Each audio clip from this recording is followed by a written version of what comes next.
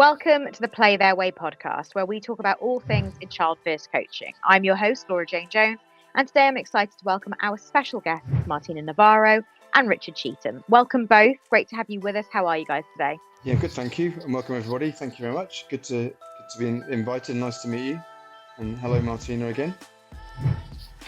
Hi, Rich. Hello, everyone. Thanks for inviting me.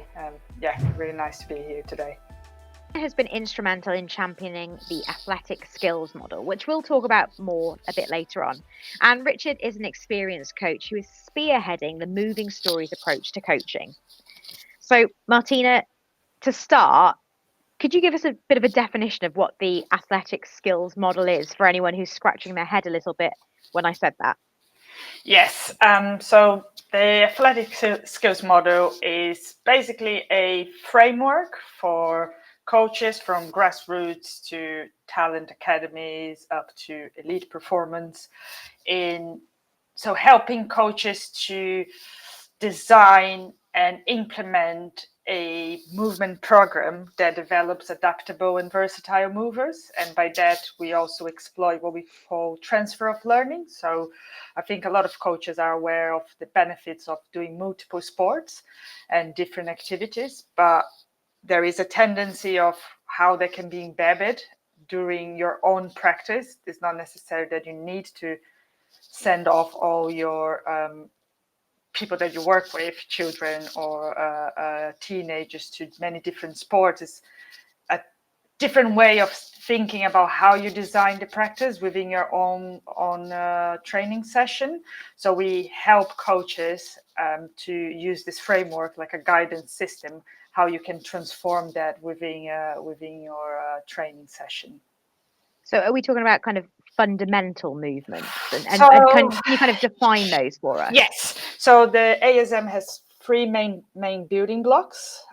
So if you learn the model, you see there's three main building blocks, and one of them is what we call fundamental movements. We expanded what we have in academia into more than three. We expanded to 10 fundamental movements, so we call the fundamental 10.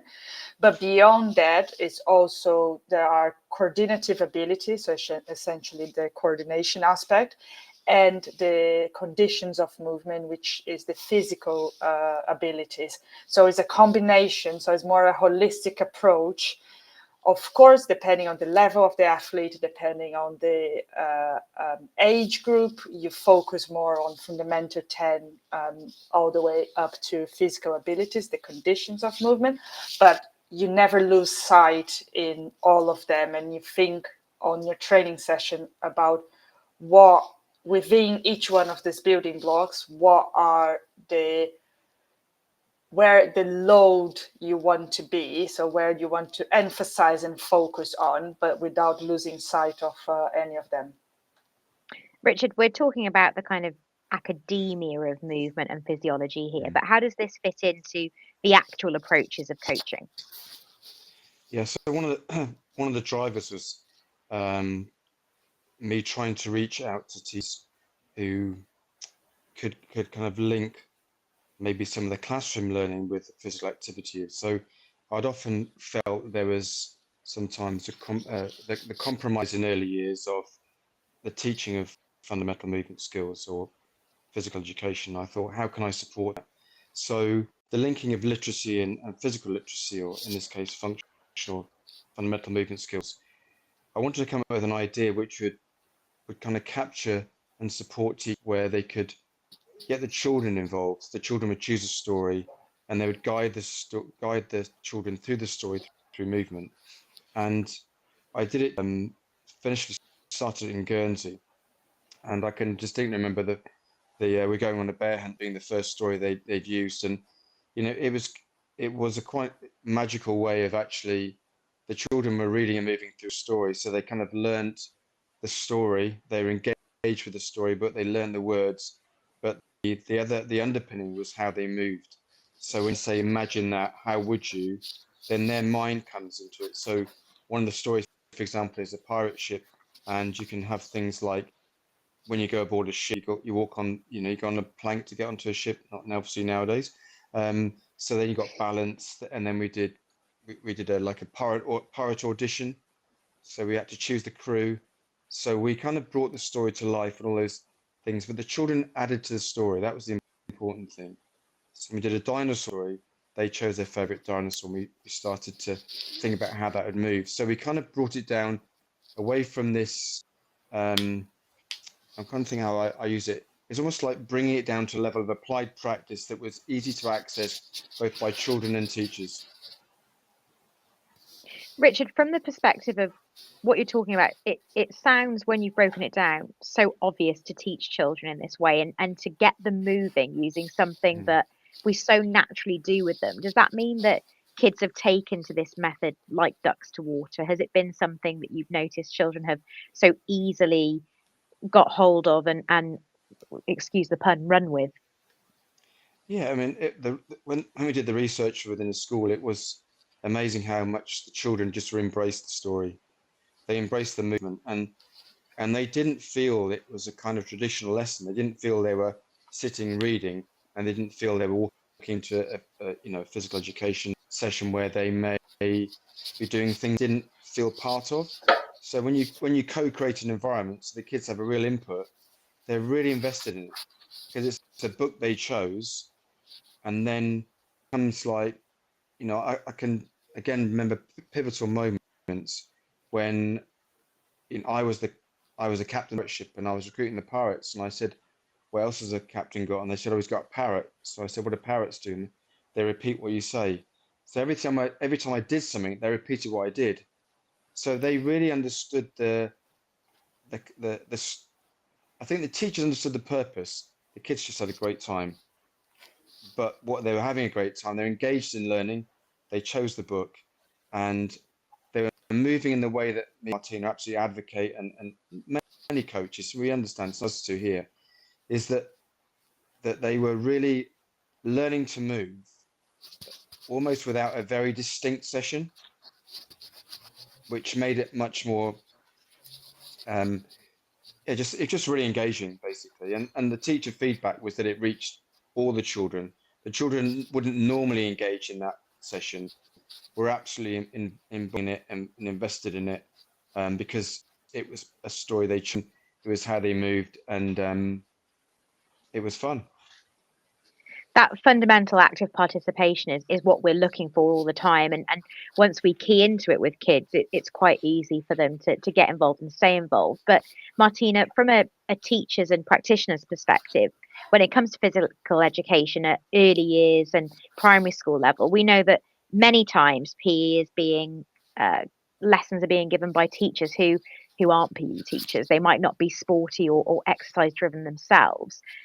So when you're trying to promote things like the athletic skills model, how much has a crossover with, say, literacy been helpful to you to encourage teachers to get this movement in kids a bit more? Yeah, when I met with Richard, I thought like there was like such a great like way to embed ASM into like classroom or any session that even someone has no training in physical education or sports, or it was such a great way because we discuss about, okay, you have this story, and the way that the kids move through the story from a teacher perspective, the fundamental 10 is something, let's say, easily implemented because everyone knows what jump is or run is, and the kids can worried about the different ways you can do that, because within ASM what we have is the fundamental 10 are no prescriptive, it's not a prescriptive approach in terms of like, oh, you only jump. It's like within different categories of movements there are many different ways that these movements can be expressed. So you can jump on a bench, you can jump with one leg, you can run, you can hop, you can skip. So there are so many different ways you can express that. And within the stories that Richard was telling, the teachers would not need themselves to come up with the different ways to express, because the kids themselves can interpret the story as they wish. So he's saying, okay, you're like a parrot on a plank, how a parrot on a plank would walk. And each child would come up with their own interpretation, and each one would do balance and falling, and potentially even with each other. It's like, oh, look, my pirate, can you mimic my pirate? I can mimic. So they do all this exploration of the different ways you can express each one of the fundamental 10. So I thought that was like really interesting, because coming with the book, which most teachers will be would be able to use the books to tell the story, they can throw to the kids the movements and their choice in terms, okay, how the pirate moves. Can you show me how the pirate moves? Or can you show me how this character moves? So they would be incentivizing them to develop all this physical literacy with a little bit more guidance, but still with input from children and without having to have too much expertise associated to it. Richard, when you were taking books into environments where they had quite obvious movement stories, were you still surprised by the way that they were interpreted by children in terms of their physical movement? Did you have an idea of what they would do? And actually, in practice, given the opportunity to make choices for what they were doing, it was quite different. Absolutely. We have an image of how they're going to, but we've got a whole range of experiences in front of us. Martina and I are very much, we're on the same page in terms of, we'll have, say, 30 children in a room. They've got 30 different backgrounds, 30 different experiences, 30 different first touch points. Some will be doing sport out of school, some won't be doing that at all. So what surprised me is the breadth of imagination. The dinosaurs is an example, and then the octopus. When I got them to imagine being an octopus, obviously I've only got 2 arms and 2 legs, so I'm very limited an octopus because I've only got 4 limbs. So I remember standing in front of them, they pretend to be an octopus, and we're moving around as an octopus would, as much as we can do that. And this lad ran behind me, and he stood behind me, and he put his arms and legs sort of mirroring mine. And he said, "Now we've got 8." I thought, genius. The kids then worked in pairs. They had one behind the other, 2 arms, 2 legs each. That's 8. So their imagination, their creative thinking, really added to the story. And when I mentioned about co-creation, it's such an engaging activity when they feel very invested in what you're doing. They surprise you with how they travel.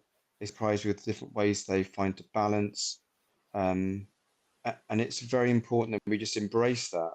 Don't go in with any picture perfect model of jump and land, because they have different experiences of that. I guess what we've covered so far with this is the idea of participation and getting children moving. But what you've talked about there in terms of co-creation really speaks to that autonomy model that we talk about all the time in Play Their Way. And of course, child first coaching and them having their own level of advocacy in that environment. So how much has that been a byproduct, or was that always the intention? Well, actually, what's really lovely is that Play, the philosophy behind their Play Their Way is, as you say, is very reflected in this moving stories, because it is their choice, it's their autonomy.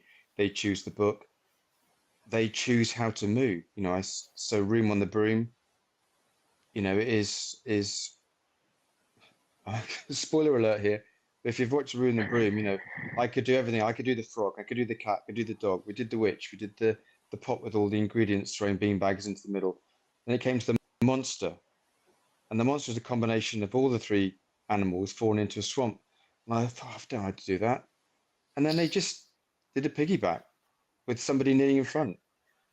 And I could not have thought of that. And that absolutely is a lovely way that it is reflective of Play Their Way, reflective of autonomy, reflective of choice, really creative thinking. And we all want children to be advocates of physical activity. We want them to have these life skills. We also want them to have these life memories of what it felt like. And I think that's what was reflected in it. They look back with great joy in the work we did with them, of being very much a part of something. They couldn't wait for the next story. Martina, Play Their Way is obviously based in the three pillars of voice, choice, and journey, and they come from the bedrock of the UN rights of the child. What's the relationship between ASM and the rights of the child under the UN Convention? How important is the athletic skills model in terms of that movement side of that? Yeah, so within the athletic skills model, one of the main, like, I would say one of our core principles is like people to have fun, regardless, children, like anyone joining an ASM session, let's say, is to have fun, to engage, because we believe that that's how we bring people back to sessions, keep kids engaged. So when I came with the concept Playing the Way, and also with like discussing with Richard, I thought like, oh, this is brilliant, because I think one way to make it fun is to, of course, people, they have their own input in terms of what they would like to do. So I think that's brilliant. We never like consider that much when we design our sessions, but that makes me reflect in terms of course, as a coach, you do have some goals and objectives that you want, like you want them to learn how to kick, how to throw, how to jump. But you don't really need to be too restrictive in terms, like, you can give them options. Okay, maybe today we are jumping. There are so many different ways we can jump. What are the ways that you want to jump today, or what activities? Or you have initial game, and then there are so many variations within the game that can be done to motivate them to jump and do some different movements. You can ask them, what new rule do we want to do today to to perform those movements? So I think it was like quite important, quite important point, because for us it's always like about fun, and I think we never really was not intended that to have fun you give autonomy, but we've been doing that all along, even our courses with teachers. It's like, okay, here's a framework, this will be a game. How do you feel your kids will respond to this game? Oh, our kids like to do this. So, okay, how can we change the game to attend their needs? So it's like kind of the coach knows what kids want. So I think that's like quite reflective for us also to consider and empower coaches to think about that as well.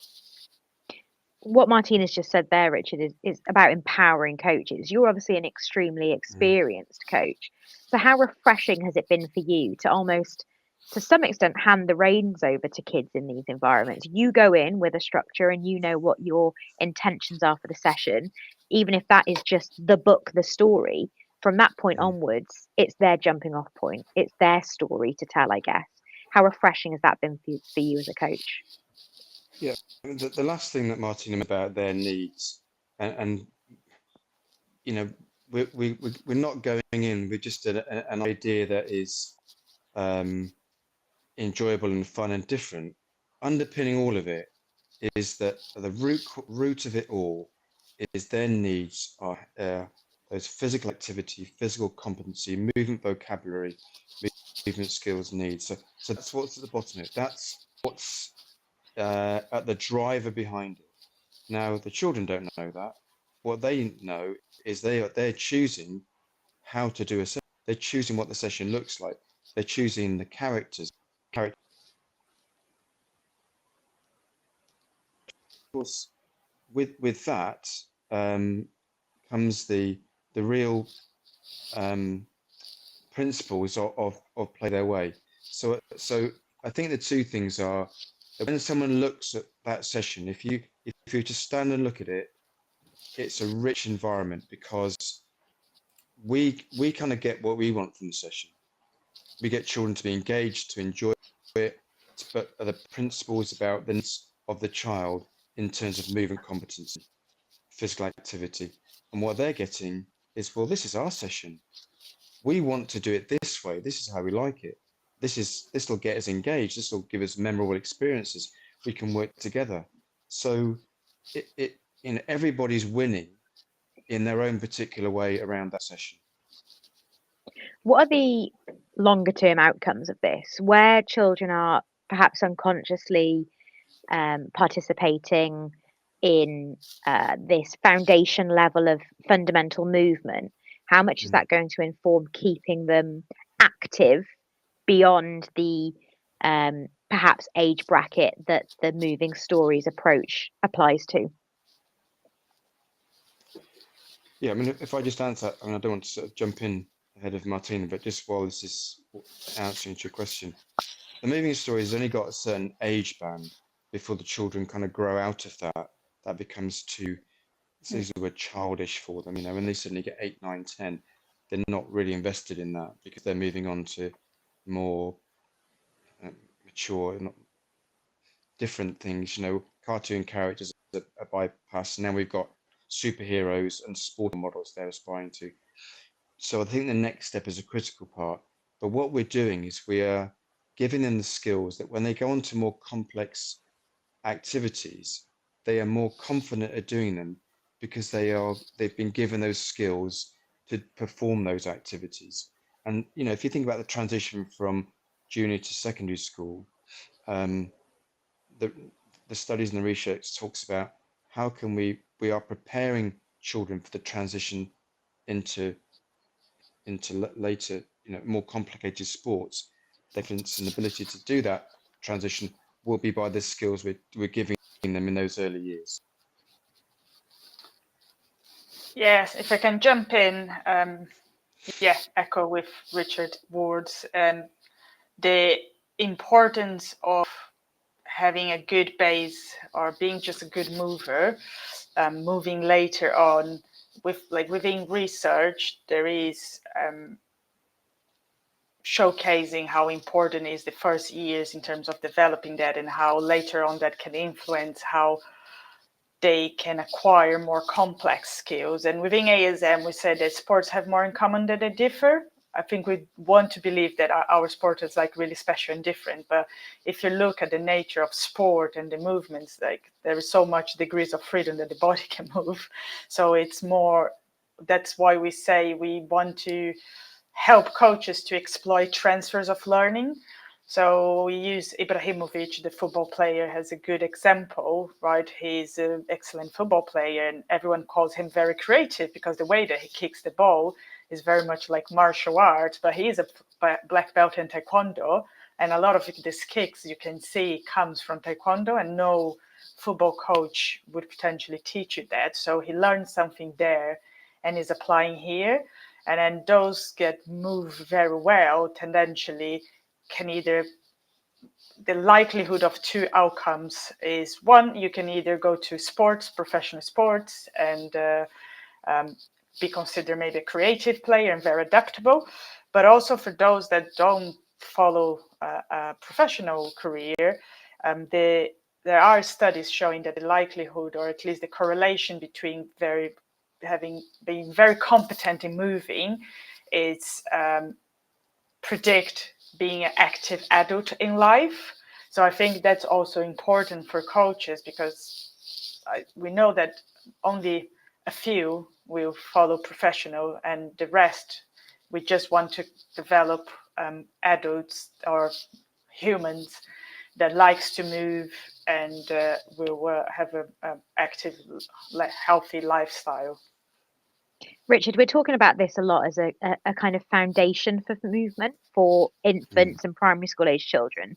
But actually, is there a way that moving stories and this approach could be used by coaches of perhaps just those slightly older age groups, probably still primary school age, as a way to reinvigorate sessions so that you're taking it away from sport specific exercise and giving children just a place to move and be creative?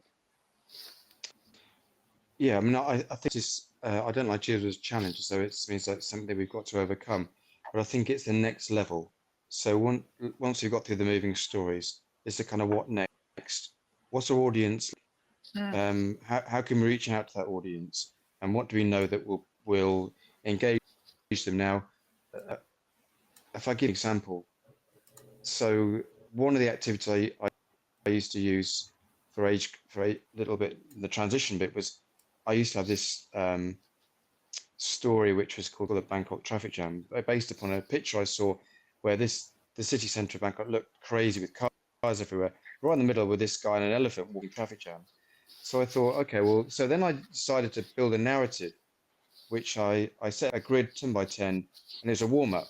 And then we start to move around with different speeds, different gears. We then put in traffic hazards, and then we imagine that the keys to the zoo had been opened and animals start to enter into the traffic. So we kind of then thought, okay, well, isn't a story, but we've made a story around a warm up. We've made the narrative. So can you do movement through storytelling using imagination? And I think that is a skill of the coach, and the ability for the coach to think differently about how can I really continue to develop this, because we don't need to stop doing it once you've bypassed the moving stories. It's got to be a recurring skill development, revisiting, hiding it in, if you like. You know, they think they're doing this, but in fact what we're getting to do is balance, rotation, evasion. So I think that moving to specific sports, what's important is that we don't lose this as part of the coaching narrative.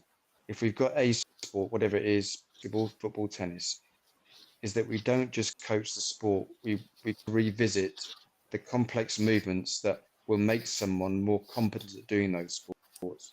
That's a critical thing. And I remember Martina in the presentation talked about donor sports, you know, and it stuck with me. What does basketball give me that I can use in rugby? What does tennis give me that I can use in netball? And that's that donor sports. That's why this exposure to multiple sporting settings, individual team sports, invasion games, striking, fielding, they will always offer something to the child that they will be able to take back into their maybe more favoured sport, if you like. You know, if you want to get a good footballer or a good rugby player, netball is one of the best things to teach about footwork. It's a non-contact sport. You know, what can we learn from that can help us better at this other sport? A great example of that is that the greatest ever female rugby player is Portia Woodman, and she was a netball player first. So I like that one a lot, Richard. The one thing, this is a little bit cheesy now, but we're talking about athletic skills model and the fundamentals of movement. How important is fun? You cannot spell fundamental without fun. And actually, at the heart of all of this, is that something that coaches need to remember? Yeah. I mean, of course, behind of ASM there is like a science that supports why we have this building blocks, why the fundamental 10, why is not prescriptive, why we want them to explore, and all around that is the concept of fun. So it's not that it's like you shouldn't do drills, but it's like not doing drills for the sake of doing. Like, what is the purpose there? And like, are people having fun? Because at some point you might get to certain age, like Richard said, that they don't want to do stories, and they're very maybe driven by wanting to become a very good rugby player, and they want to play rugby all the time. Is how can you embed some fun and embed donor sports? So that's one of our concepts. So as a coach, and maybe that is also an invitation for the athletes or for the children, what other activities you think could help you become a better football player, become a better rugby player. And there are many, many examples. Of course, there are a lot of examples of those athletes that specialize very early and only did one sport. But this is the exception rather than norm. Like, we tendentially see that in the media, but if you look into research, that's more the exception rather than norm. The norm is what we call a non-linear developer. So those that did like very different pathways in terms of developmental trajectories. It's actually around like 83%. So you look Roger Federer, Michael Jordan, like all those like have a background in many different sports, and they could have been very good at all these other sports as well. So I think that's important, because keeping fun, I also think there is a link between fun and engagement and learning. And that's some of the messages. Of course, there are time to be serious, but I think there are time to be fun and to engage, especially if children currently with the dropouts in sports. I think that's something that would keep them. And how do you make that fun? I think like Richard's giving like so many good examples to keep them interested and keep coming back, really. Richard, for those people who are listening who are teaching or coaching in that foundational or infant age group, how can they start using moving stories, or how can they find out a bit more about it? Okay, well, they can always contact me at the University of Winchester, and myself and Martina are working together and collaborating with Play Their Way on the principles of this, so that they can reach out to us with a book, if you like, and I can give them exemplars. If they want to start it in their own way, think about giving it to the children, saying, because it doesn't always have to be, this is the point, is that the teachers do it themselves. If you give a group of children a story and then you said, can you give me some characteristics of that person or what it's like to be on a boat, the children will come back with their understanding of it. And then from that, you can build a story. So you can co-create it straight away. It's obviously the choice of book has got to have opportunities of movement, characters who move, an environment is different. And again, think of it, as I mentioned, about what we experience them to have, and along with Martina, competencies do we want them to be able to get better at to learn? Thank you both so much for your time today. And thank you for listening at home. If you've enjoyed the podcast today, be sure to leave us a review and share this with someone else who you think might like it too. And follow Play Their Way on social media at Play Their Way on TikTok, X and LinkedIn, and at Play Their Way UK on Facebook and Instagram.